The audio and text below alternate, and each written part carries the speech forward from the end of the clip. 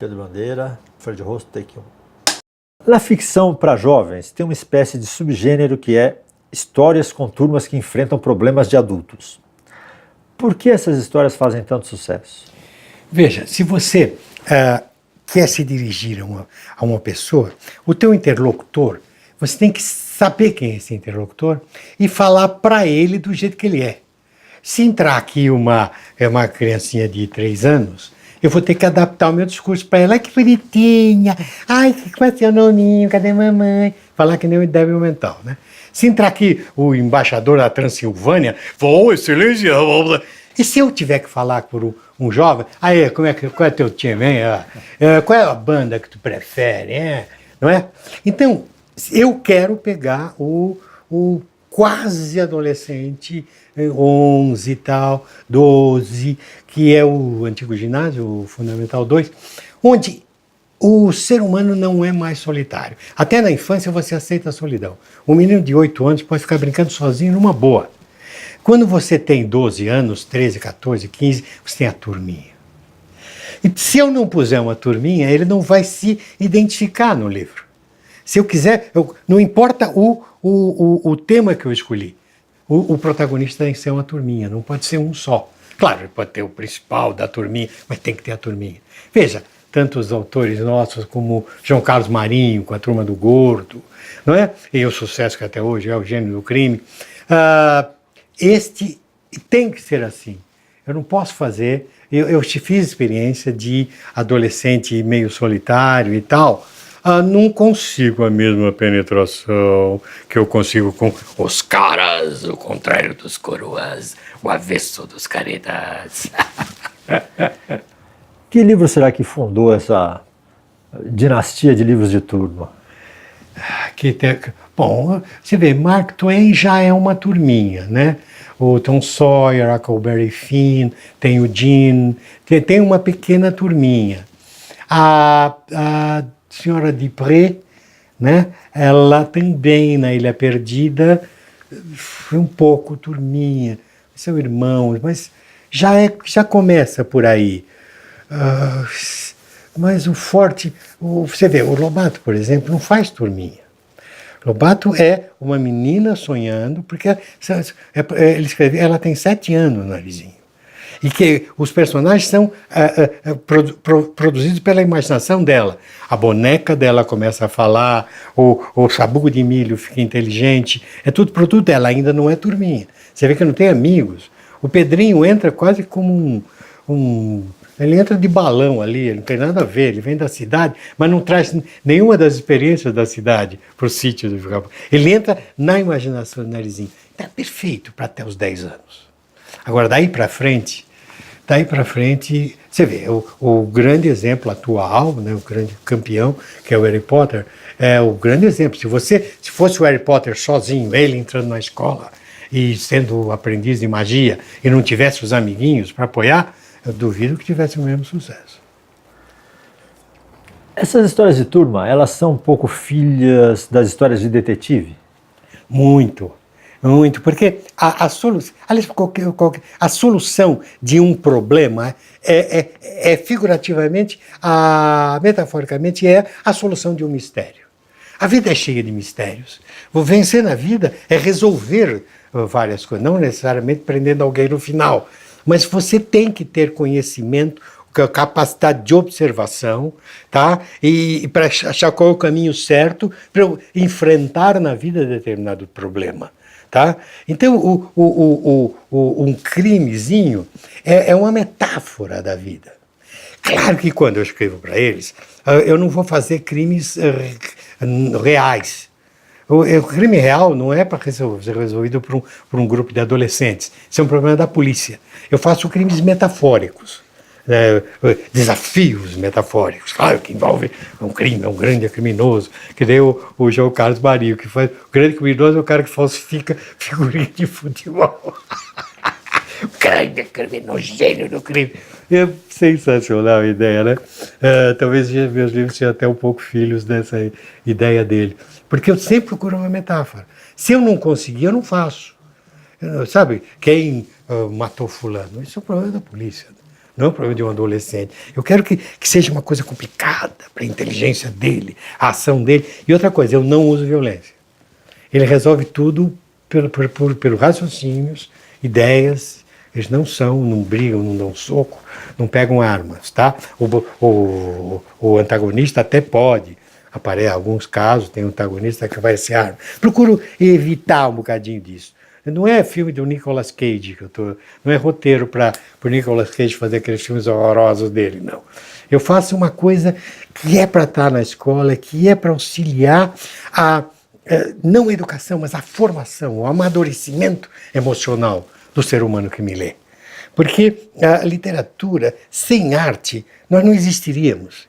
É impossível existir sem arte. Eu acho que desde das cavernas, alguém começava a cantar, a bater num tronco, você precisava daquilo, a fazer micagem, imitar uns animais e todo mundo ria. Sem isso eles enlouqueceriam, porque estavam com medo do rinoceronte, do tigre de dente de sabre, entendeu? Então a arte é absolutamente fundamental para a gente, não para a gente se educar, mas para a gente amadurecer a nossa emoção. Tá? Nós precisamos estar fortes emocionalmente para ser adultos. Senão vamos ser adultos inseguros e vamos dar emprego para psicanalistas. A literatura juvenil, ela sofre algum preconceito de academia e crítica? Bom, você sabe, Toreiro, a gente tem pouco apoio da academia e da crítica. Você não tem resenha. Não existe ninguém um intelectual que faça uma resenha numa revista, num jornal, na nossa literatura. Não tem. Você tem, aí você tem pouco auxílio. E eu acredito no intelectual, na pessoa que dedicou a vida para compreender certa coisa. Então ele possa me apontar caminhos, me apontar defeitos, ou pelo menos um caminho alternativo melhor para eu ter contado aquela história. Isso me faria bem. Eu nunca tive isso em 40 anos de profissão. A literatura juvenil de fantasia não é muito produzida no Brasil, né? Por quê? Pois é. Hoje, com a mudança da tecnologia, o mundo muda demais. Ele muda do dia para a noite, muda de mês para mês. Então, é muito complicado você escrever uma coisa naturalista, realista, tentando refletir o mundo hoje. Por exemplo, se eu fizer assim, um grupo de meninos numa escola, e eles eles se comunicam por determinado programa do celular, na hora que o livro for impresso, não é mais aquele programa. O livro já está velho. Essa é uma grande dificuldade. Então a saída seria entrar dentro da fantasia dele. Deslocar, não fazer uma coisa real como fez a J.K. Rowling. Ela criou um mundo. O mundo do Harry Potter é o mundo dela, que ela que inventou. Só dela. O Senhor dos Anéis é um mundo que o Tolkien inventou, é dele. E tal. Ninguém nem pode escrever dentro daquele mundo. Tem que inventar outro mundo, né? Eu acho que esse seria o caminho da literatura juvenil. Tenho amigos que têm mais facilidade para entrar aí. Rosana Rios, uma grande escritora, escreve sobre dragões. Mas como é que escreve sobre dragão? Não faz parte do meu não faz parte da minha cultura o dragão. É uma coisa emprestada. Eu adorava o Mark Twain, mas não posso fazer uma história de meninos brincando na margem do Mississippi. O Mississippi não é meu, né? E se fosse a marcha do Amazonas, é uma história totalmente diferente, né? Então, eu acho que eu vou chegar. Eu estou insistindo. Como eu te disse, eu sou profissional. Não estou esperando que venha um pim, porque não vem. Não vem. No máximo, cocô de passarinho, porque a inspiração não cai do céu, não. Entende? É trabalho, é pesquisa, estuda, olha, lê, pensa. Você mesmo sabe, você é um escritor, a maior parte das palavras que você escreveu, você jogou fora.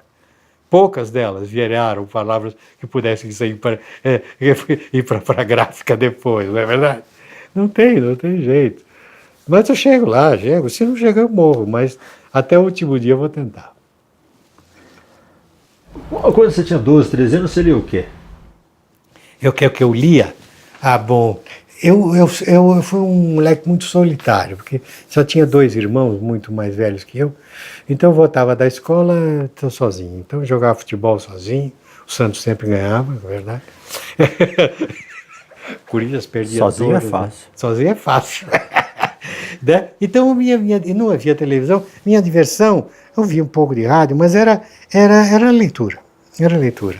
E essa é a fase em que eu mergulhei fundo nos Tarzan do Edgar Rice Burroughs, nos Robert Louis Stevenson. Não havia literatura brasileira para essa idade, né? Então, até Ravel Sabatini, Emílio Salgari, sabe, essa gente toda. Aí entra Charles Dickens, aí entra toda aquela literatura que dava para eu ler. E só isso que eu fazia era ler, porque gibi, tudo gibi, que hoje em dia os molecados não lêem gibi. Mas no meu tempo o gibi era campeão, né? Hoje em dia caiu, não sei porquê. E essa literatura estrangeira toda. Maurice Leblanc, o Ladrão de Casaca, aquelas coisas todas. Né? Era o Alexandre Dumas, ufa! Alexandre Dumas era campeão para mim, eu lia tudo, né? Até Prisioneiro de Zenda, tudo que tivesse. E era a literatura que havia. Hoje há maravilhosos escritores, mas não havia nada a não ser tradução. E Mark Twain, que minha paixão total. Puxa, tantos, era isso aos 12 anos. Mas quase sempre personagens principais adultos, né? Sim, mas veja, os meus caras são filhos dos 3 mosqueteiros, que eram 4. Na história dos 3 mosqueteiros tem 3 já postos e tem um jovem que quer entrar. A minha história é assim, são 3 caras e tem um menino menor que quer entrar na turma. É o próprio. Não existem livros novos, a gente reescreve o que já saiu. É claro que é. E eles são moleques. Os mosqueteiros do Dumas são moleques. Agem como moleques irresponsavelmente, brincalhões. Então, uma pessoa de 12, 13 anos se identifica facilmente com ele. Veja só, o Tarzan é adulto. Tarzan é uma fantasia. Por que não? Eu também estou no alto das árvores, pulando de galho em galho. Eu sou branco e superior a tudo. Não é? É extremamente racista, né? O Tarzan é brutal. Mas eu adorava. Mas hoje em dia não tem muito personagem adulto nos livros juvenis, né? Como protagonista. Não. Se você não quiser vender, faça isso. Põe adulto. Adulto sempre tem que estar errado. Se você põe adulto, eu ponho adulto. Mas eles só dão bola fora nas minhas histórias. Até simpaticamente, assim, é que nem papai. Papai não sabe nada, eu sei mais. Entende? Então, ou ele é simpático, gosta dos meninos, mas erra. Porque ele é bobo. Adulto é bobo. Eu, que tenho 12 anos, sei tudo da vida, 13, nossa. Entendeu? Então eu faço isso, isso é uma das chaves. Você pôr adulto e mandar ele dar bola fora. E o criminoso é sempre adulto. O errado. Não criminoso, vai. O errado é sempre adulto. Sempre. E os certos são os meus jovenzinhos. Sabe? Eles sabem tudo. Eles são perfeitos. Porque você se imagina assim. Você se imagina pronto. Pronto para a vida. E eu tenho que apoiá-los nisso. Mas mostrar que ele tem que caminhar, que ele tem que ler mais. E eles fazem isso, eles leem mais.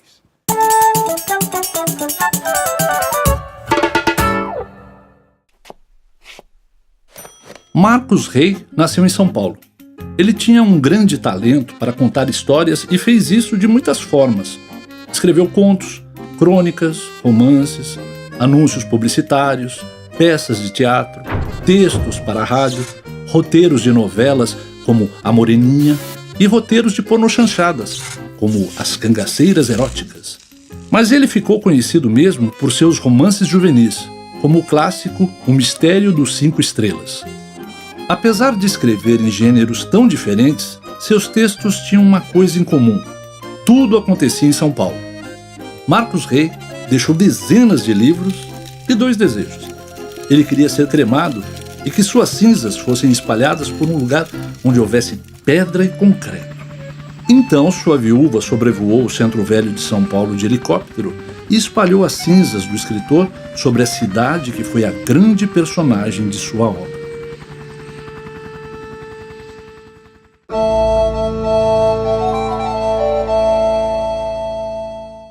Podem Podem os meninos de calças curtas dar lições sobre os valores mais nobres de um ser humano? O livro Os Meninos da Rua Paulo faz isso. Em uma história contada pelo autor húngaro Ferenc Molnár, ele apresenta 2 grupos de meninos que em guerra lutam pela conquista de um terreno baldio para suas brincadeiras em liberdade. Longe de querer dar lições de moral ou um uso didático de seu livro, ele trata sobre valores humanos muito nobres, como lealdade, coragem, honra, sinceridade e amizade. Mas também trata de outros valores humanos ou outros sentimentos humanos, como a covardia, a traição e a inveja. Mas o que mais impacta neste livro é o respeito que as crianças têm uns pelos outros, mesmo os inimigos em guerra. Porque, ao fim e ao cabo, o que eles desejam é a mesma coisa, um espaço para suas brincadeiras. Nessa história narrada por Ferenc Molnár, ele identifica um dos grupos como Sociedade do Betume.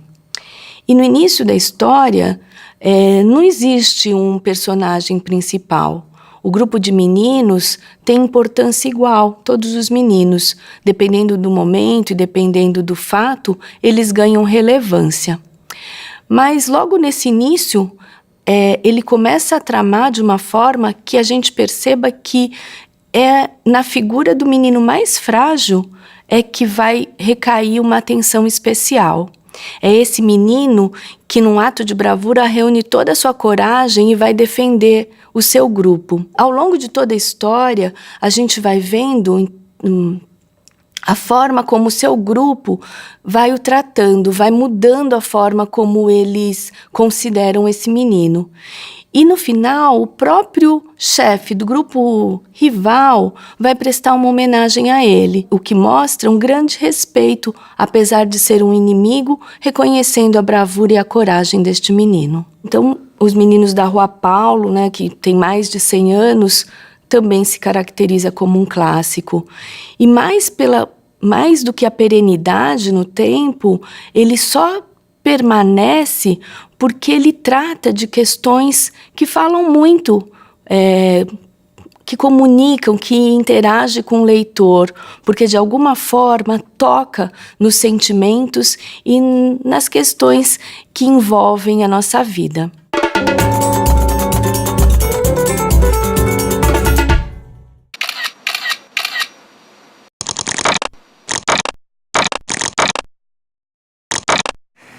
Eu escrevo preferencialmente numa chácara, onde eu fico a maior parte do tempo que eu posso, no meu escritório, na santa paz do silêncio.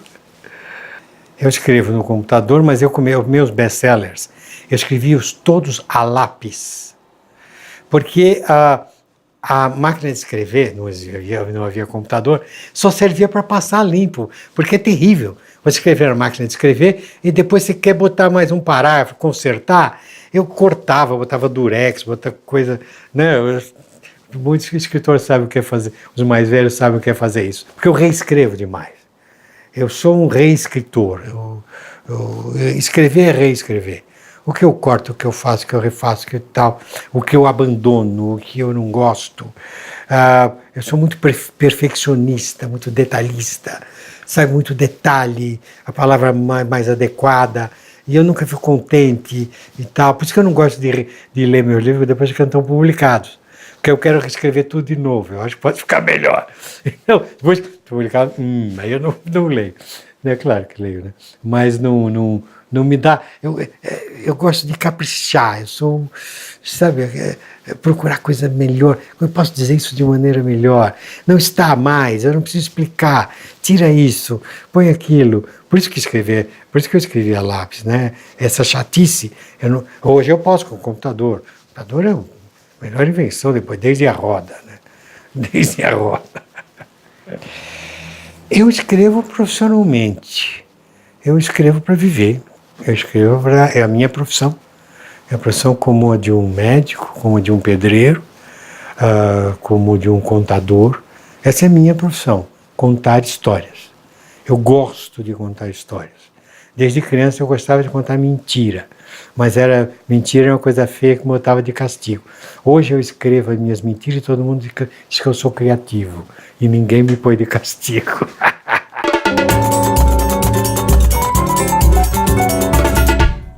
Oi gente, eu sou o Vidal Carvalho do canal Ratos Letrados e tô aqui hoje para falar de um livro que envolve mistério, que envolve suspense. O livro que eu tenho em mãos, é claro, é A Droga da Obediência, do Pedro Bandeira. Nesse livro aqui a gente acaba conhecendo os Caras, que é um grupo secreto que tenta desvendar vários mistérios. Esse livro aqui começa com um jovem chamado Miguel convocando um grupo de amigos. Ele sai misteriosamente andando pela escola, pelo colégio Elite, com um K escrito na mão. E toda vez que ele mostra esse K para um amigo, este amigo sabe que está sendo convocado para uma reunião secreta. Chegando lá na reunião, o Miguel acaba explicando tudo para os amigos. Vários alunos estão desaparecendo das escolas. O número de desaparecidos já passa de 20. E até agora a polícia não conseguiu solucionar nada, não tem nenhuma pista. Então começa a investigação deste grupinho muito legal. Esse grupo é composto inicialmente por 4 integrantes. O Crânio, que é o cara mais inteligente da escola, do colégio Elite. Ele que é um exímio jogador de xadrez, pensa sempre à frente de todo mundo. Temos também Magri, que é a menina atleta. Ela se destaca em qualquer esporte que pratica. Temos também o Calu, que ele é o ator do grupo. Inclusive ele é um mestre nos disfarces. E temos também Miguel, que é o líder dos Caras. E por último, e não menos importante, temos Chumbinho,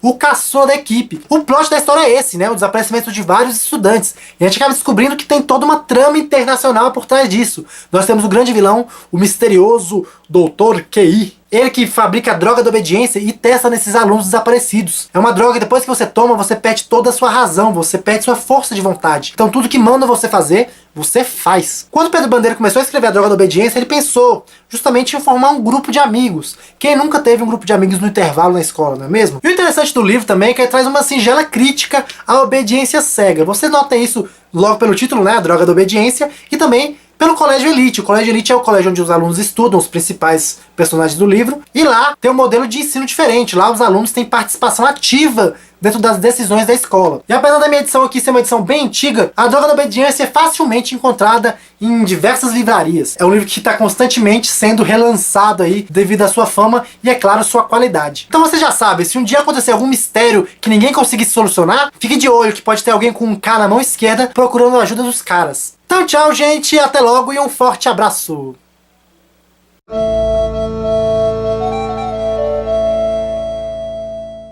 Então o mundo é uma bola? Perguntou o Fernando. Sim, senhor. Então a gente podia brincar de jogar bola com o mundo? Papai desatou a rir. Não diga bobagem, menino.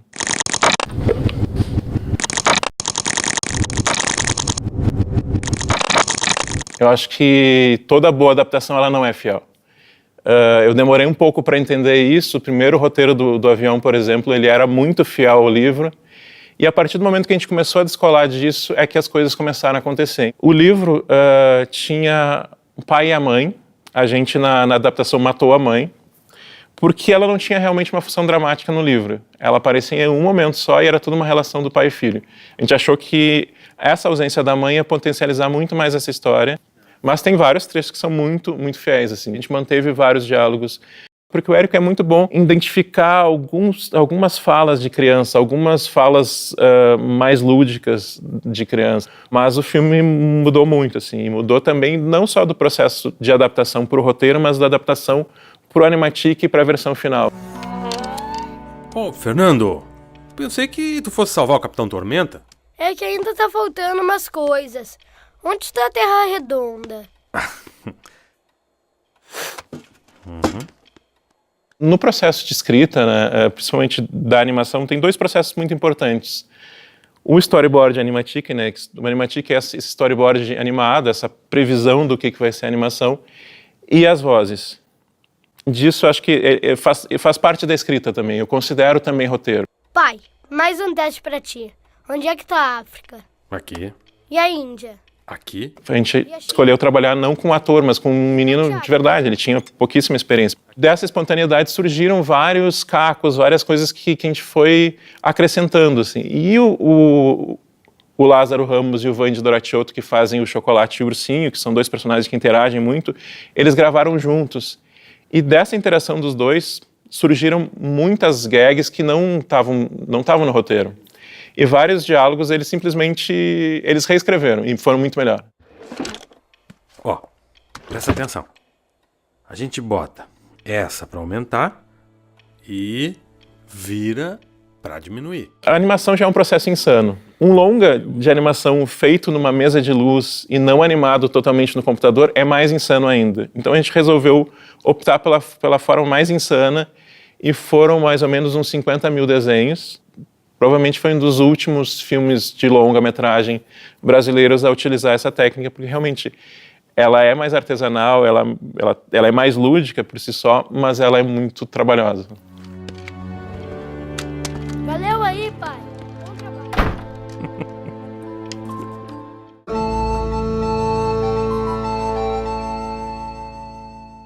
Todo mundo gosta de aventuras de jovens em turma, amiguinhos que se metem em aventuras.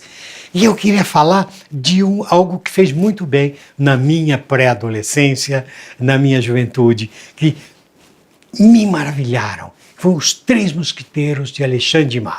Um livro que tem mais de 150 anos, que são homens, são três soldados do rei, que é muito bom de espada, e tem um jovem que quer entrar nessa turma dos mosqueteiros e fazem aventuras tremendas, maravilhosas. Ai, eu vibrava com eles. Eu pegava até uma vareta e ficava brincando de florete e tal, comigo mesmo, né, lutando com a minha sombra.